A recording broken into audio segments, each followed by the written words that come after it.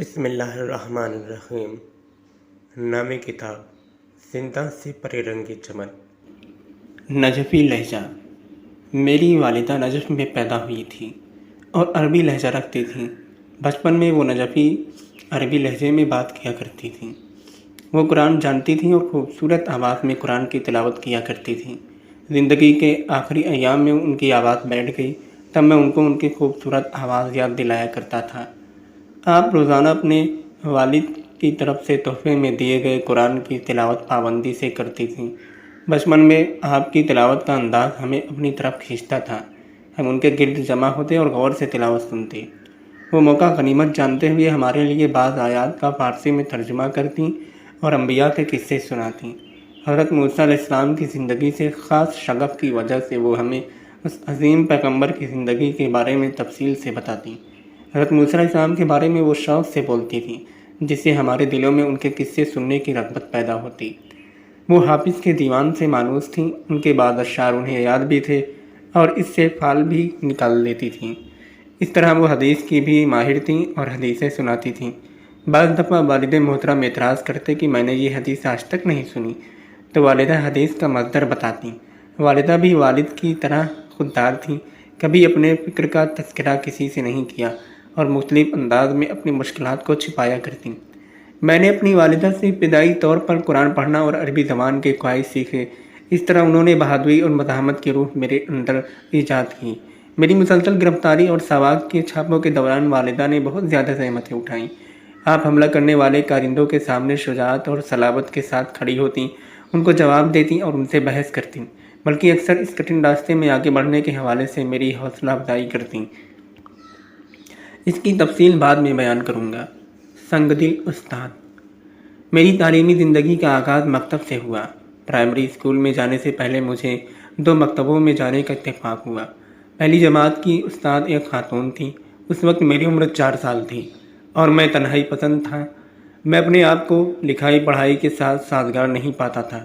اس کی وجہ شاید میری نظر کی کمزوری تھی، جس کی تفصیل بعد میں بیان کروں گا۔ اس دورانیے کی جو چیز اس وقت سب سے زیادہ میرے ذہن میں آتی ہے وہ اس دور کا غلط تعلیمی و تربیتی طریقہ کار ہے۔ کوئی خاص تعلیمی نصاب نہیں تھا۔ مکتب پر سختی کا قانون نافذ تھا، جس کی کسی طور پر بھی توجیہ نہیں کی جا سکتی۔ مجھے یاد ہے کہ ملا باجی استاد بعض دفعہ کسی پروگرام میں چلی جاتی اور اپنی جگہ اپنی ہمسایہ خاتون رباب کو معین کر جاتی۔ یہ خاتون فضول کاموں میں ہمارا وقت ضائع کرتی، مثلا ہمیں ایک صف میں کھڑا کرتی، پھر اپنے شوہر کے پاس لے جاتی جو بیماری کی وجہ سے اٹھ نہیں سکتا تھا۔ ہم باری باری اس کے سامنے سے گزرتے اور وہ ڈنڈے سے ہمارے ہاتھوں پر مارتا جاتا۔ میرے ساتھ میرے بڑے بھائی بھی اس مکتب میں تھے۔ 1943 میں جب میری عمر 5 اور 6 سال کے درمیان تھی، والد محترم بھی ایک اور مکتب میں لے گئے جو مسجد کے ایک کمرے میں واقع تھا۔ مجھے آج بھی درس کا وہ کمرہ یاد ہے جو تاریک تھا۔ یہ بھی شاید مجھے اپنی نظر کی کمزوری کی وجہ سے ایسا لگتا تھا۔ استاد نے گرم جوشی کے ساتھ ہمارا استقبال کیا اور اپنی دائیں طرف ہمیں بٹھایا۔ وہ ہمیشہ ہمیں بہت زیادہ اہمیت دیتے تھے۔ میں نے اور میرے بھائی نے یہاں قرآن کا آخری پارہ پڑھنا شروع کیا۔ استاد عربی زبان کے حروف تہجی سکھانے سے آغاز کرتے تھے اور پھر اس کے بعد 30واں پارہ سورہ والناس سے پڑھنا شروع کرتے تھے۔ ہمارے علاوہ دوسرے طالب علموں کے ساتھ استاد کا رویہ انتہائی سخت تھا۔ اس مکتب کے حوالے سے جو کچھ میرے ذہن میں ہے وہ استاد کی سختی، کمرے کی ٹھنڈک اور تاریکی ہے۔ گھر سے مکتب کا راستہ پھٹے ہوئے جوتوں میں طے کرتا تھا اور سردیوں میں کیچڑ داخل ہونے کی وجہ سے پاؤں آلودہ ہو جاتے تھے۔ استاد کی ایک عجیب عادت یہ تھی کہ وہ جمعرات کے روز گھر جانے سے پہلے طالب علموں کو ایک صف میں کھڑا کرتے اور ان سے کہتے تھے میں تمہاری زبانوں پر مہر لگاؤں گا۔ جمعہ کے دن جو بھی نماز کا پابند رہے گا اس کی زبان پر مہر باقی رہے گی، ورنہ اس کا نشان مٹ جائے گا۔ اس کے بعد مہر اٹھاتے، اسے سیاہی میں ڈبوتے اور ہر طالب علم کی زبان کے نیچے مہر لگاتے۔ ہفتے کی صبح قیامت کا منظر ہوتا۔ تمام طالب علم صف میں کھڑے ہو جاتے اور پھر ان کی زبانیں دیکھی جاتی۔ بعض کو سخت سزا کا سامنا کرنا پڑتا۔ میں بھی طالب علموں کے ساتھ صف میں کھڑا ہو جاتا اور خوف سے رو رہا ہوتا تھا۔ مار کے ڈر سے نہیں، کیونکہ وہ ہمارا احترام کرتے تھے اور ہمیں نہیں مارتے تھے، بلکہ اس منظر کی ہولناکی کی وجہ سے۔ وہ روشن دن، موجودہ صدی کی دوسری دہائی ایرانی شمسی سال کے مطابق کا آغاز رضا خان کو حکومت سے ہٹانے سے ہوا اور مصدق کے معاملے پر اس کا اختتام ہوا۔ اس دہائی میں بالخصوص آذربائیجان والے واقعے کے بعد ایران کے اندر کمیونزم کا خطرہ بڑھ گیا۔ حکومت نے اس خطرے کا مقابلہ کرنے کے لیے بعض دینی سرگرمیوں کو موقع فراہم کیا۔ اس دہائی کے دوران مشہد میں پہلے دینی اسکول کی بنیاد رکھی گئی جس کا نام دار دیانتی برائے تعلیم تھا۔ اس کے مدیر مرزا حسین تدین تھے۔ ان کا تعلق کرمان سے تھا اور وہ مشہد میں رہائش پذیر تھے۔ جس وقت میں ایران کا صدر تھا تب وہ مجھ سے ملنے آئے تھے۔ اس اسکول کی بنیاد بعض مومن اور مخیر حضرات نے رکھی تھی جن میں شیخ غلام حسین تبریزی بھی شامل تھے جو تبریز میں شیخ خیابانی کے ہمدرس و ہم مباحثہ تھے اور ان کا شمار تبلیغی میدان میں کامیاب علماء میں ہوتا تھا۔ یہ پہلی سے چھٹی جماعت تک کا مکمل پرائمری اسکول تھا۔ جب میں اس اسکول میں داخل ہوا اس وقت میری عمر 6 سال تھی۔ انہوں نے مجھے پہلی جماعت میں بٹھا دیا۔ میرے بھائی کی عمر 10 سال تھی اس لیے انہیں چوتھی جماعت کے طالب علموں کے ساتھ بٹھا دیا۔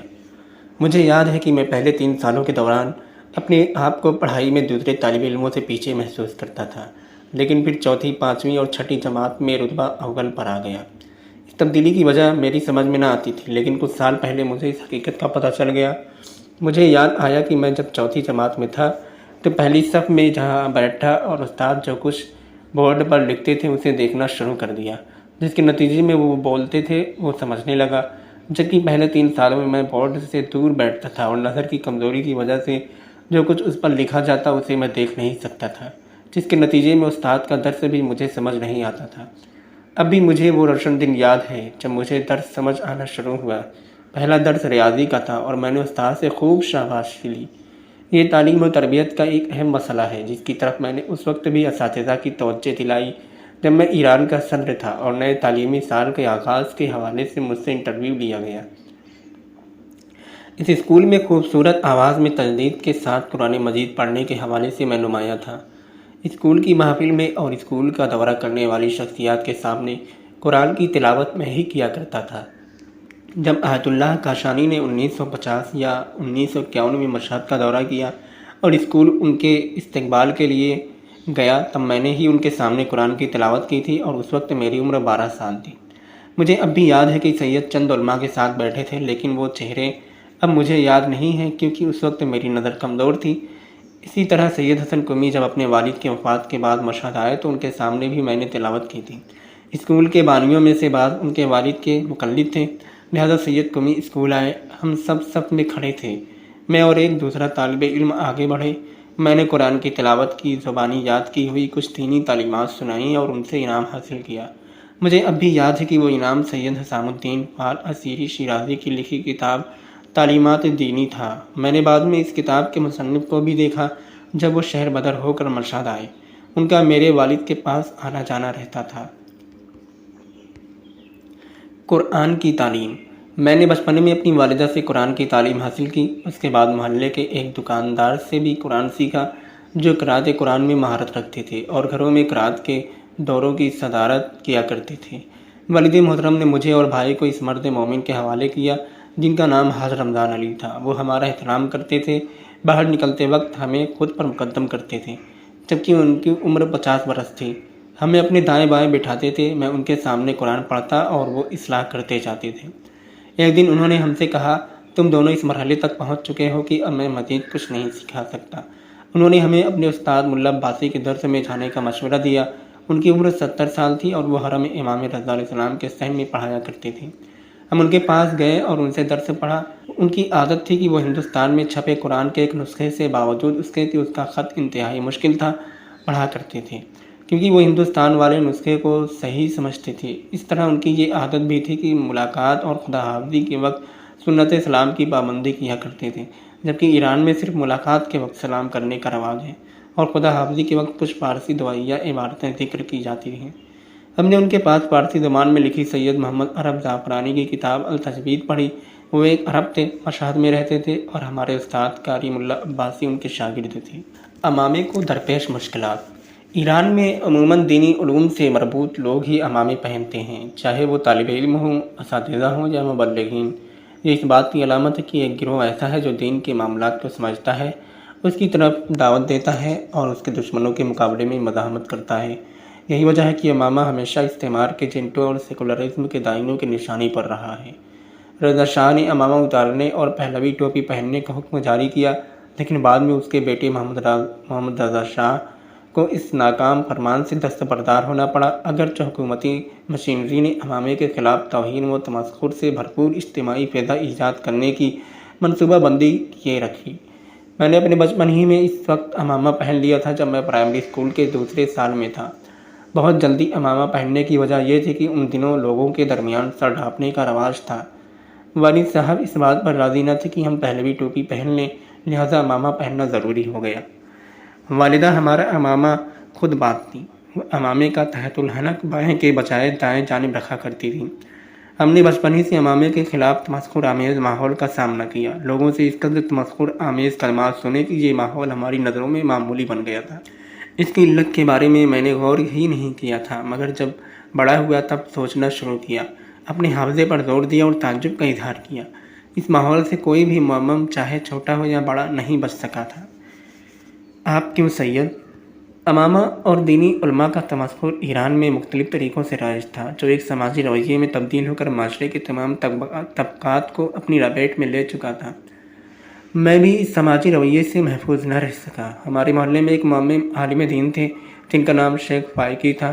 وہ ایک فاضل انسان تھے اور مجالس میں امام حسین السلام کے مسائل پڑھا کرتے تھے۔ ان کی ہلکی سی داڑھی تھی اور سر پر ایک بڑا سا امامہ تھا۔ وہ ایک چھوٹے سے گدھے پر سوار ہوتے تھے جو تیز دوڑتا تھا۔ ان کا گھر ہماری ساتھ والی گلی میں تھا۔ وہ روزانہ گدھے پر سوار تیزی کے ساتھ گلیاں عبور کرتے ہوئے ہمارے گھر کے سامنے سے گزرتے تھے۔ ایک دن میں اپنے دوستوں کے ساتھ والی بال کھیلنے میں مصروف تھا۔ میں نے سب سے زیادہ یہی کھیل کھیلا ہے۔ کھیل کے دوران میں صرف قبا پہن کر امامہ اتار دیا کرتا تھا۔ قبا بھی علماء اور دینی طالب علموں کا لباس ہے۔ کھیلتے ہوئے ہم نے شیخ فائقی کو گدھے پر سوار تیزی کے ساتھ دور سے آتے ہوئے دیکھا۔ لڑکوں نے شیخ کا مذاق اڑانے کی منصوبہ بندی کی۔ جب وہ قریب پہنچے تو سب نے آواز ٹسنا شروع کی۔ میں بھی ان میں سے تھا۔ آ شیخ، یہ خود سے کوئی برا لفظ نہیں ہے، کیونکہ یہ آغا شیخ کا مخفف ہے، یعنی جناب شیخ، لیکن جب چند لوگ مل کر یہ لفظ ہنستے ہوئے بولے تب یہ تمسخر کی علامت ہے۔ جب شیخ ہمارے پاس پہنچے، اپنے گدھے کا رخ ہماری طرف موڑا اور غصے کی حالت میں ہماری طرف بڑھے تو سب لڑکے بھاگ گئے اور میں وہیں کھڑا رہا۔ وہ گدھے سے اترے اور میرے نزدیک آئے۔ وہ مجھے اور میرے والد صاحب کو جانتے تھے اور یہ بھی جانتے تھے کہ میں خود بھی معمم ہوں۔ مسکراتے ہوئے لہجے میں، جس میں رعب و ملامت کے ساتھ ساتھ لطافت بھی شامل تھی، انہوں نے کہا، اے پیارے سید، آپ کیوں؟ افواہوں کی جنگ۔ یہ فضا ایک خاص منصوبہ بندی کا نتیجہ تھا، جس میں مختلف افواہیں پھیلائی گئیں تاکہ دینی علماء کو معاشرے اور زندگی سے جدا کر دیا جائے۔ مجھے اب بھی یاد ہے کہ ایک افواہ لوگوں کے درمیان پھیلی ہوئی تھی کہ جس کی کہانی چند دینی علماء سے متعلق تھی جو رات گزارنے کے لیے مشہد کے اطراف میں جمع تھے۔ ان کے آگے سماور رکھا تھا، چائے گرم رکھنے کا برتن جس کا استعمال ایران میں عام ہے۔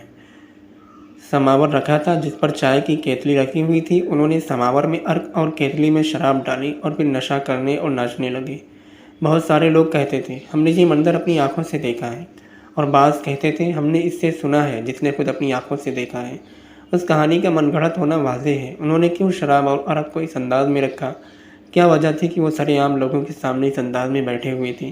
اس کہانی کے مندرجات خود اس کے جھوٹ ہونے کی دلیل ہے۔ اس کے باوجود میں نے یہ کہانی بہت سارے لوگوں سے سنی۔ وہ سب کہتے تھے میں نے دیکھا یا میں نے اس سے سنا جس نے خود دیکھا۔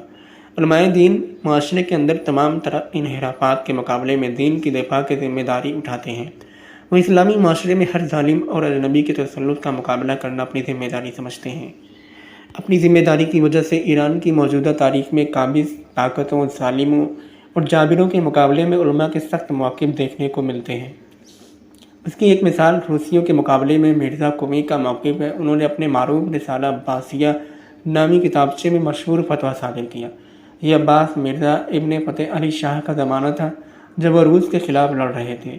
عباس مرزا نسبتاً مخلص انسان تھے اور اپنے وطن کی نسبت خیانت کار نہیں تھے۔ اس کی ایک اور مثال تمباکو والے مسئلے میں دینی مرجعیت کا موقف ہے۔ اس طرح آئین تحریک مشروطہ میں علماء کا موقف ایک اور مثال ہے۔ مرحوم مدرس کے موقف کو بطور مثال لیں۔ وہ اصفہان شہر سے پارلیمنٹ کے پہلے انتخابات میں بطور امیدوار کھڑے ہوئے اور بھائی اثریت سے رکن منتخب ہوئے۔ ان کا شمار ان 5 فقہا میں ہونے لگا جن کو یہ حق حاصل تھا کہ اگر پارلیمنٹ میں کوئی قانون اسلامی شریعت کے خلاف آئے تو اسے رد کر سکیں۔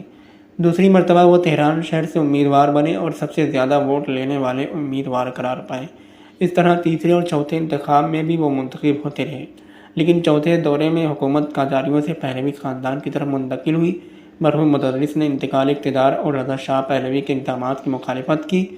5ویں انتخابات آتے ہیں اور وہ ایک بار پھر حصہ لیتے ہیں۔ نتیجہ یہ نکلتا ہے کہ ان کے حق میں ایک بھی ووٹ نہیں پڑتا۔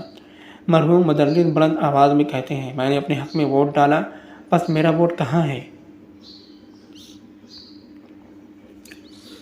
ان مثالوں سے ہمیں پتہ چلتا ہے کہ دینی علماء معاشرے میں اچھا خاص اثر و رسوخ رکھتے تھے۔ ان کے موقف ان اصولوں پر استوار ہوتے تھے جن پر قوم ایمان رکھتی تھی اور انہیں مقدس سمجھتی تھی۔ ان اصولوں کی راہ میں جان کی کوئی اہمیت نہیں ہوتی اور یہ اصول ظلم، لوٹ مار اور بیرونی طاقتوں کے سامنے جھکنے سے انکار کرتے ہیں۔ اس لیے دینی علماء کو معاشرے سے دور کرنے اور زندگی کے تمام شعبوں بشمول سیاست سے کاٹنے کے لیے ظالم حکمرانوں کو منصوبہ بندی کرنا پڑتی تھی۔ اس ہدف کے حصول کے لیے انہوں نے ہر راستہ اپنایا، چاہے اس کے لیے علماء کو قتل کرنا پڑے، جیل میں ڈالنا پڑے یا شہر بدل کرنا پڑے۔ 1935 میں سانحہ مسجد گوہر شاد پیش آیا۔ سانحہ مسجد گوہر شاد 1935 میں زبردستی حجاب اتروانے اور مردانہ لباس کو یورپی لباس میں تبدیل کرنے کے خلاف مشہد شہر کے متدین اور غیور عوام مسجد گوہر شاد میں احتجاج کے لیے جمع ہوئے۔ محمد رضا شاہ کے حکم سے سیکیورٹی داروں نے اس اجتماع پر حملہ کر کے بہت سارے لوگوں کو قتل کر دیا۔ اس واقعے نے ایران میں ہونے والی سیاسی تبدیلیوں پر گہرا اثر چھوڑا۔ 1935 میں سانحہ مسجد گوہر شاد پیش آیا۔ اس میں بہت سے لوگ مارے گئے اور بہت سے علماء گرفتار کر لیے گئے۔ جن علماء کو گرفتار کیا گیا ان میں میرے نانا سید ہاشم میر دامادی، سید خوئی کے والد سید علی اکبر خوئی جو میرے والد صاحب سے تقریباً 20 سال بڑے اور ان کے دوست تھے، شیخ حبیب اللہ ملکی، وہ بھی میرے والد کے دوستوں میں سے تھے۔ میرے والد کا نکاح اور میرا نکاح انہوں نے پڑھا تھا۔ آپ اخوند کے شاگردوں میں سے تھے۔ سید عبداللہ شیرازی، شیخ صاحب زمان اور رومی، ڈاکٹر مہدی محقق کے والد حاج محقق، شیخ اسماعیل طائب اور رسائل العرفانیہ کے مصنف، اور حاج آغا حسین قمی۔ آپ رضا شاہ کو نصیحت کرنے تہران گئے تو وہاں آپ کو گرفتار کر کے ایران سے جلا وطن کر دیا گیا، شامل تھے۔